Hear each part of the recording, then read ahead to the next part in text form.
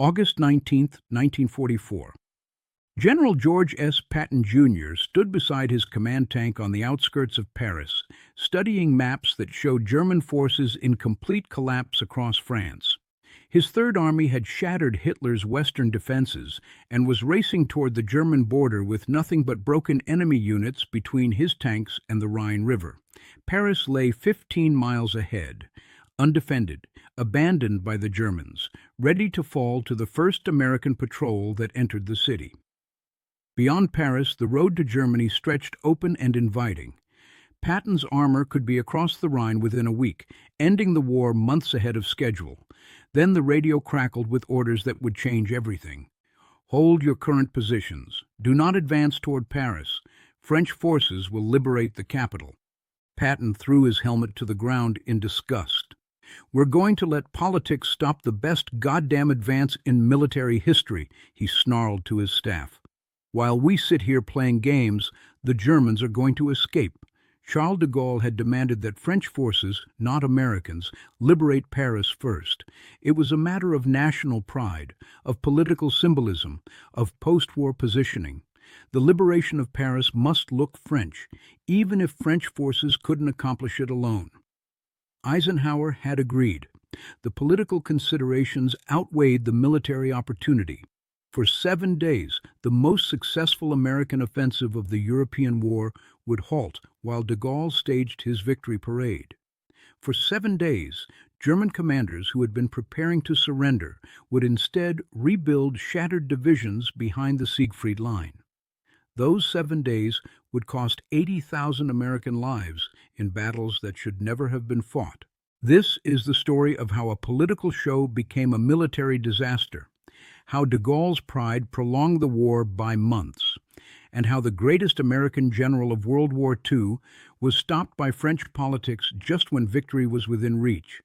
The tragedy began 3 weeks earlier, when Patton achieved the impossible, August 1st, 1944.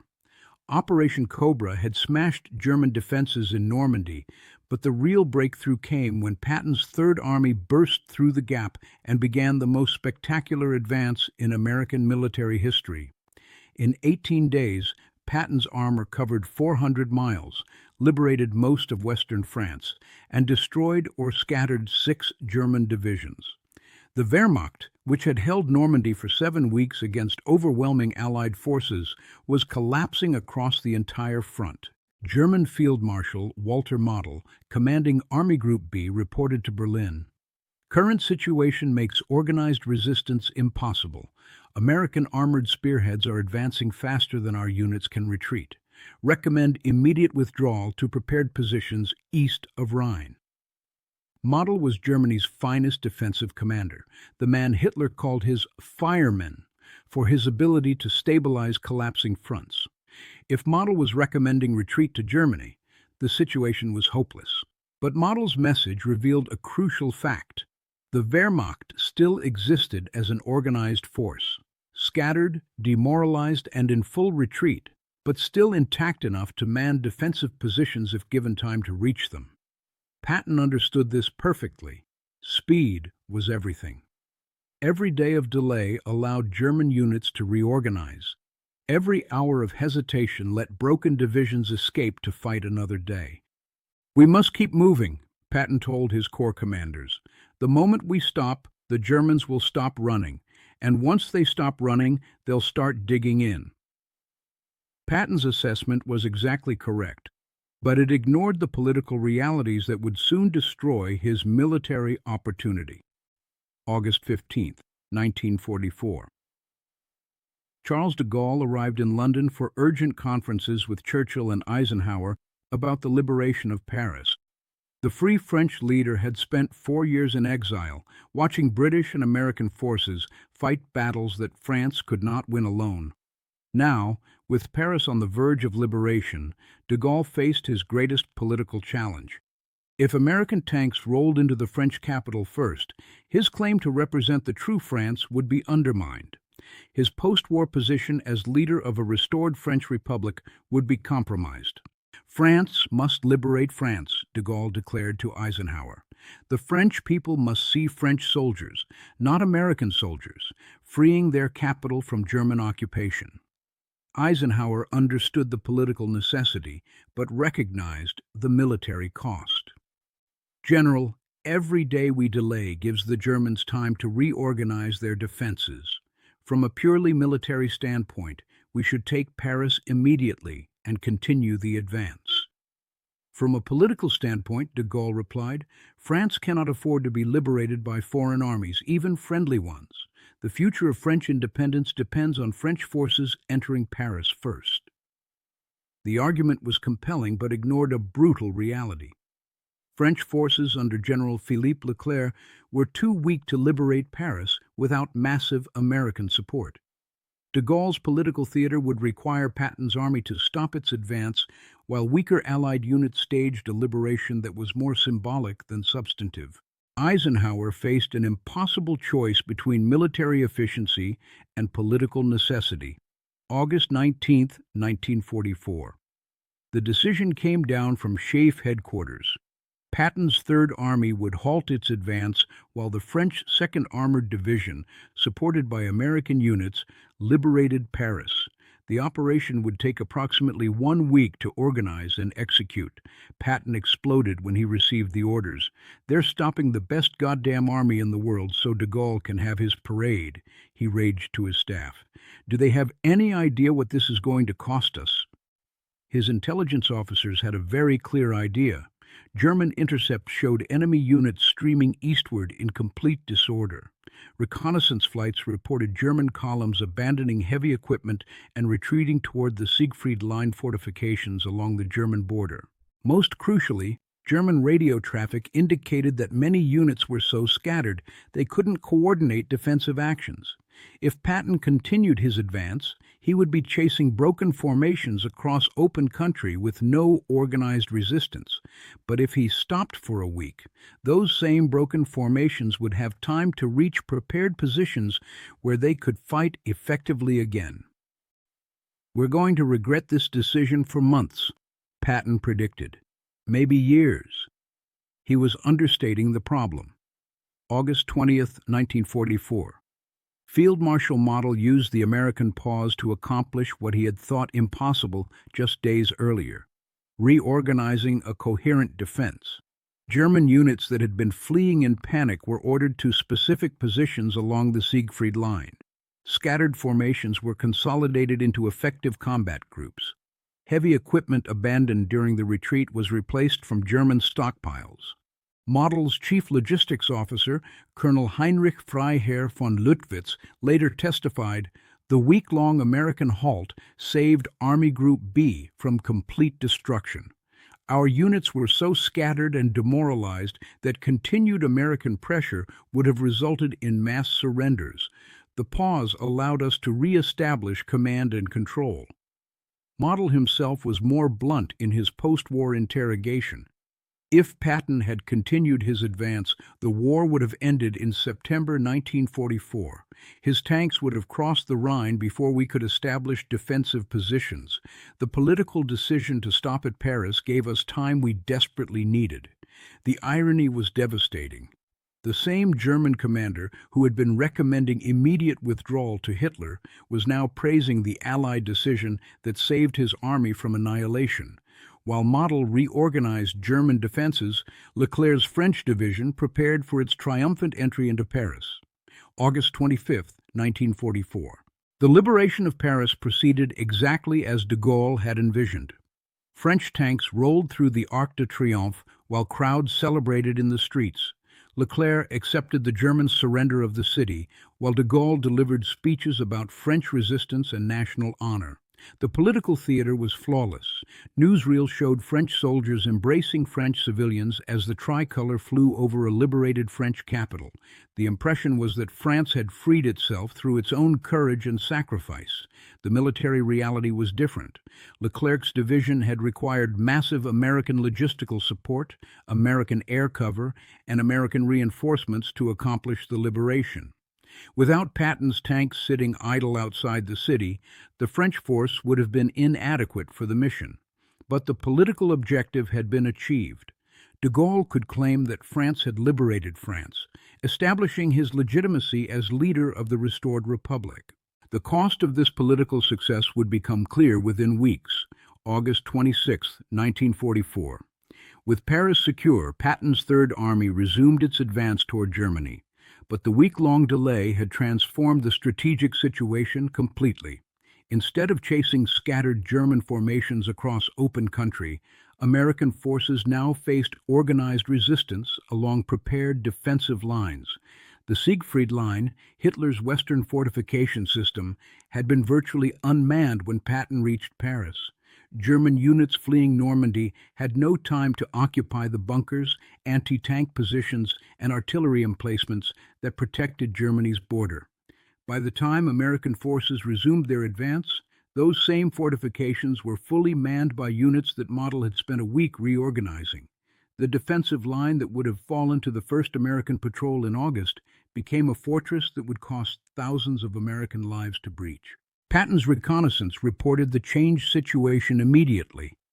Enemy resistance has stiffened considerably.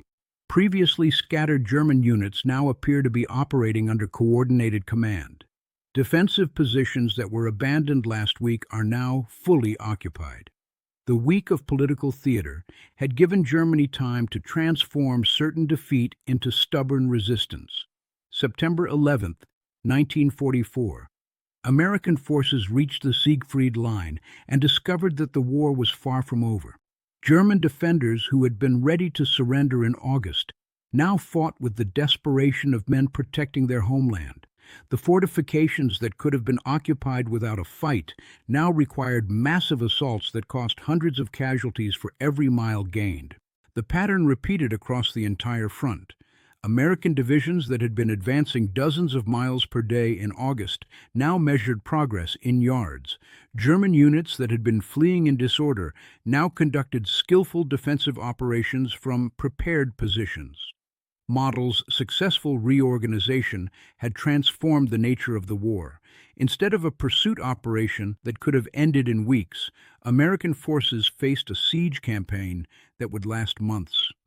The first major assault on the Siegfried Line cost the U.S. First Army 3,000 casualties and gained less than 5 miles of devastated terrain. Patton's Third Army suffered similar losses attacking fortifications that had been empty 3 weeks earlier. "We're fighting battles that shouldn't exist," Patton wrote in his diary. "Every German soldier shooting at us today should have been a prisoner in August." October 15, 1944. The Battle of Aachen demonstrated the cost of the lost opportunity. The ancient German city, which could have been occupied without resistance in August, required a month-long siege that cost 5,000 American casualties and destroyed the city completely. German defenders, fighting from prepared positions they had occupied during the Paris delay, held every building and contested every street. American forces had to use artillery and airstrikes to pulverize the city before infantry could advance block by bloody block.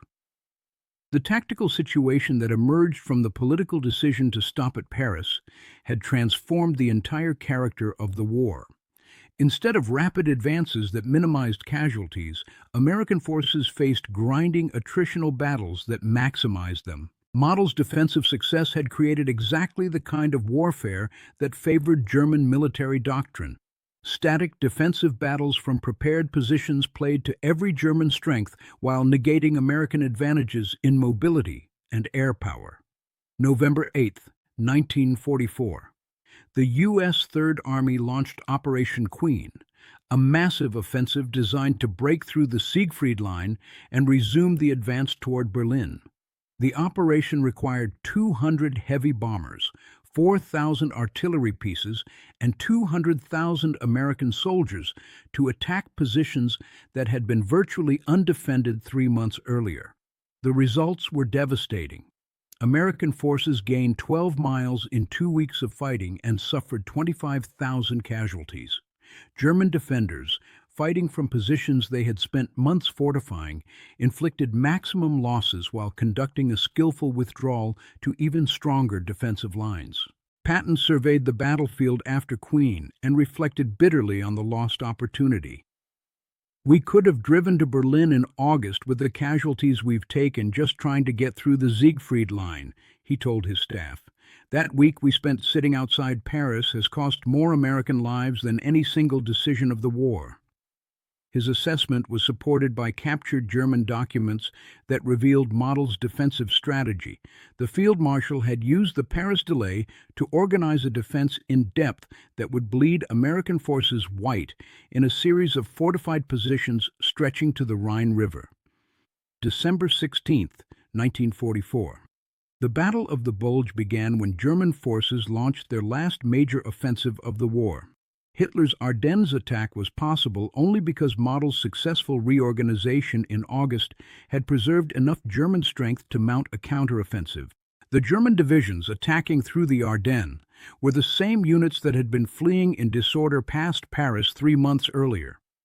Model's week of reorganization time had transformed scattered formations into an effective striking force capable of surprising and nearly breaking American lines.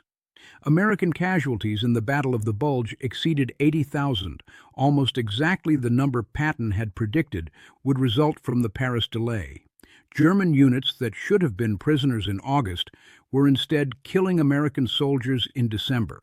The connection was direct and undeniable. The political decision to stop Patton's advance had preserved German military capability that enabled Hitler's final offensive. American boys died in Belgian snow because de Gaulle needed a French liberation of Paris for political reasons. January 15, 1945. The Bulge offensive finally collapsed, but at enormous cost in American blood and strategic opportunity.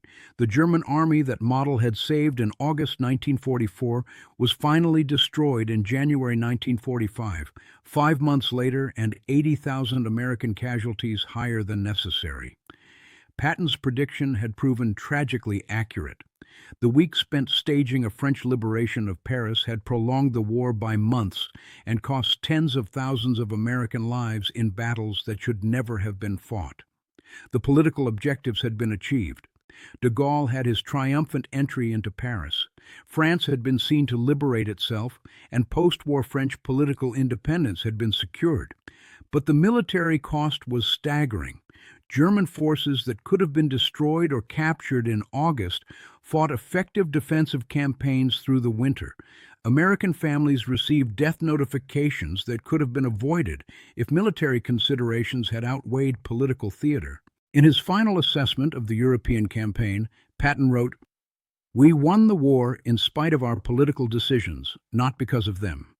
The week we wasted at Paris will go down as one of the most costly political gestures in American military history."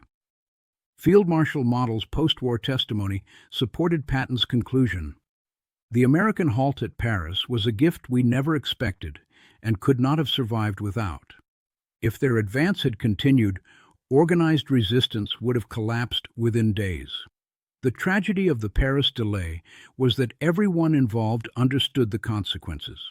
Eisenhower knew the military cost, Patton predicted the casualties, and Model acknowledged that continued American pressure would have ended the war months earlier.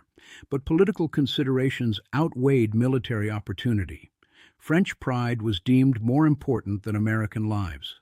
De Gaulle's post-war position was prioritized over ending the war quickly. The decision reflected the fundamental tension between military and political objectives in coalition warfare. Sometimes political necessities conflict with military opportunities, and commanders must choose between tactical efficiency and strategic alliance management. In August 1944, the political choice was made. French forces liberated Paris in a ceremony that established de Gaulle's legitimacy and France's independence. The newsreels were magnificent. The symbolism was perfect, and the political objectives were achieved completely.